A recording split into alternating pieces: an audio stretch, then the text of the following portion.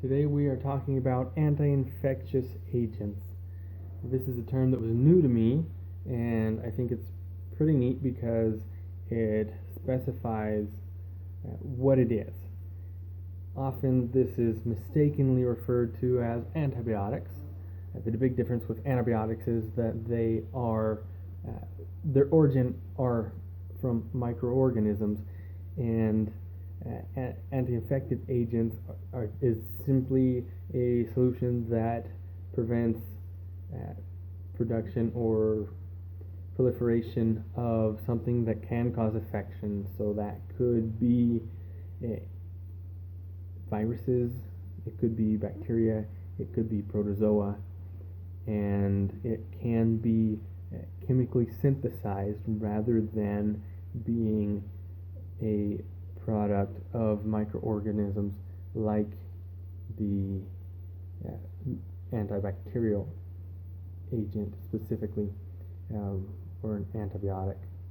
So an antibacterial simply kills bacteria, so an anti-infective agent could be an antibacterial, but an anti-infective agent is not necessarily an antibacterial. And the antibiotic is a product of a microorganism. So there are the specific details, and there are different varieties. So we've got antimicrobial, which destroys or suppresses living organisms. Antifungal does the same for fungi. Antiviral, the same for virus. And you've got the big difference with you've got bactericidal, which kill bacteria, or bacteriostatic, which inhibit or slow bacterial growth. So from there we take into account that with the use of these drugs, they can produce resistant strains of the infectious agents. And this is significant because there are actually over 2 million cases a year just in the United States that are reported of antibiotic-resistant infections. And of those 2 million, 23,000 of them end up being fatal. So this is really significant, that if we let our patients not finish their cycles of antibiotics, that it can lead to the production of resistant strains and eventually fatality of a lot of people. And so it's evolution, survival of the fittest, and those that make it through the part of the cycle of antibiotics that the patient takes end up being able to move on and be stronger and kill people, literally. So there are a lot of variety of anti-infectious agents, and so some of them that we use in dentistry are, first of all, these ones are used for necrotizing ulcerative gingivitis. It's metronidazole, penicillin, tetracycline, and amoxicillin. And amoxicillin is really the big hitter. It's one that can, it's generally applied, so it'll be used not only on NUG, but also on abscesses, periodontitis, soft tissue infections, osteomyelitis, for aerobes and anaerobes and chronic infections that are resistant to penicillin, and for infective endocarditis prophylaxis when there's a prosthetic heart valve involved. So when we consider these for our patients, we need to take into account the adverse reactions. So you could have super infections, which would be the thing we're trying to get rid of actually is bolstered and made stronger.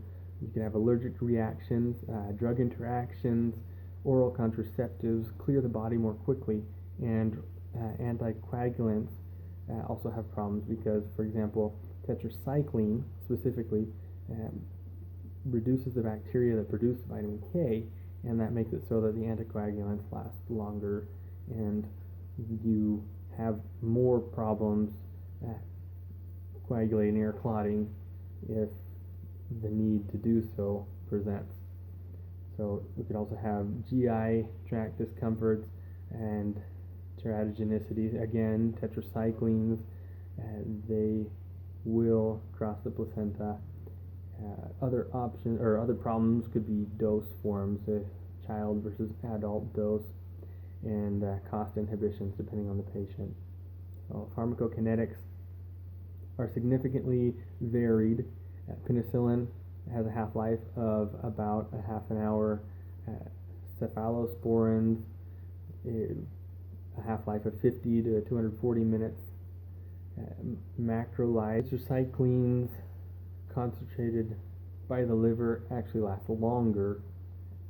Clindamycin, the half-life is about 2.5 hours, and metronidazole has a half-life of about 8 hours.